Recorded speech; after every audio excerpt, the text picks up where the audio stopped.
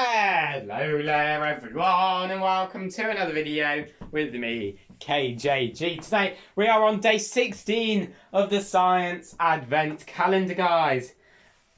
Oobleck. Now I'm sure many of you have actually made oobleck in your life before, but it's very cool. It's a non-Newtonian fluid, I believe. Skimming over it. I think so. Right. Anyway, we're going to make some today. Very easy, very fun. Definitely do it yourself. So, we need a spoon. Good job, the cupboard is right next to me in these videos. Spoon, spoon, spoon, spoon. I'm going to go with this. No, I'm going to... No. What on earth is that? I burnt that one.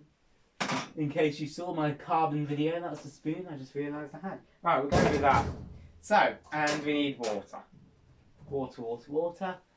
Of course, we have no water. So, guys, I'm going to go get some water. I shall be literally 5 seconds.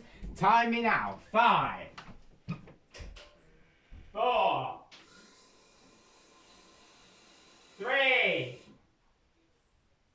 2, 1. I'm back. Yeah, 5 seconds. I'm amazing. So without further ado, let's click straight on with the video.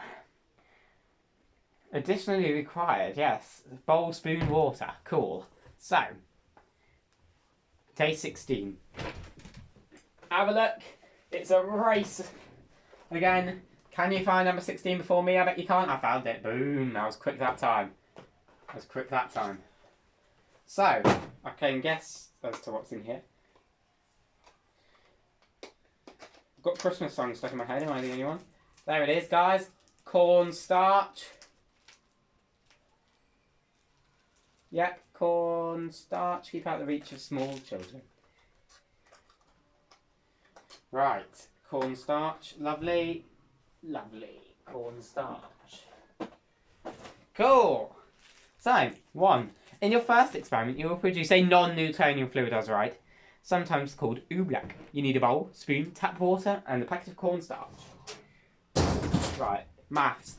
The mixing ratio of starch to water is 2 to 1. You need twice as much cornstarch. Oh, right, yeah. 3 tablespoons of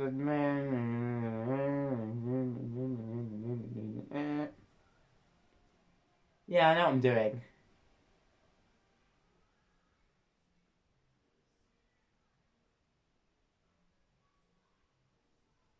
Oh yeah, I know what I'm doing. Right, water, bowl. I need to move. Do I need to move the camera? Or can you? I think you can see. I'm going to move the camera because I'm a nice person. So, you should be able to see absolutely perfectly now. I say perfectly. Obviously, I don't mean it.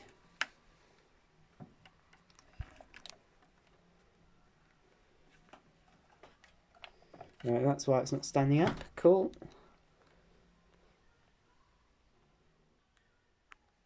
Focus. Cool. Right. So, cornstarch. 30 grams we've got here.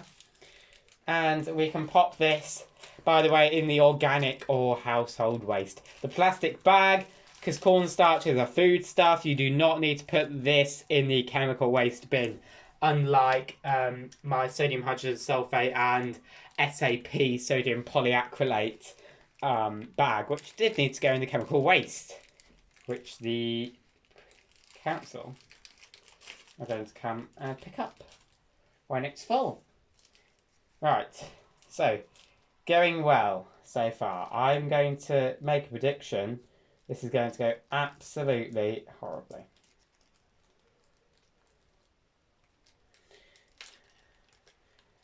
So, here it is. We need... Should we just dump the entire thing in? It says it's about 6, so... Yeah. Yeah, that looks like about 6. So... We need 3 of these, then. 3 spoons. See, position...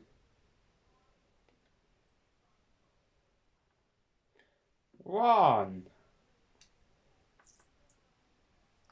2, 3. Cool, give it a mix, guys. We're gonna mix. We're gonna mix.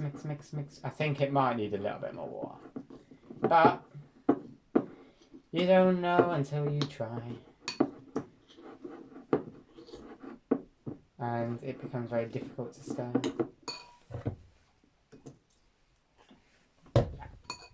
That should do us nicely. A bit of extra water. Didn't give us a lot of cornstarch. Not to be... Now it becomes... Yeah, here it is, guys. Just add a little bit more. Now it does actually become horribly...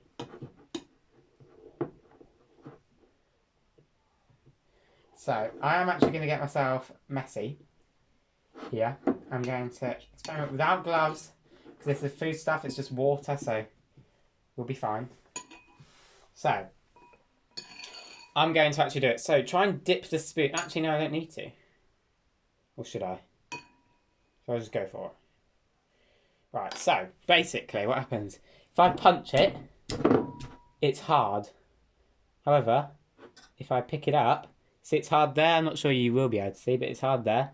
And as soon as I let go, it becomes liquid. So, hard. Very hard consistency here. Let go. Liquid. Hard. Liquid. Okay, so I'm going to grab another bit. Now, I think I added a little bit too much water in this particular batch, but hard, liquid. You get the point. So if you hit it,